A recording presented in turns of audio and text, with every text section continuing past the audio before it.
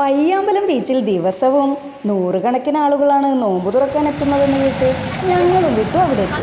ബീച്ചിലെത്തുമ്പോൾ സമയം 6:30 കഴിഞ്ഞിരുന്നു. അപ്പോഴേക്കും കുടുംബക്കാരൊന്നിച്ചും കൂട്ടുകാരൊന്നിച്ചും നോമ്പ് തുറക്കാനെത്തിയ ചെറുതും വലുതുമായ കൂട്ടങ്ങൾ ബീച്ചിൽ അവിടെവിടായിട്ട് ഇരിക്കാൻ തുടങ്ങിയിട്ടുണ്ടായിരുന്നു. ഇടയ്ക്കിടെ കടൽ തിരയും വെള്ളവും കോൺക്രീറ്റ് ഇട്ട ഭാഗത്തോളം എത്തുന്നത് കൊണ്ട് തന്നെ അനുയോജ്യമായൊരിടം കണ്ടെത്താൻ കുറച്ച് ബുദ്ധിമുട്ടി.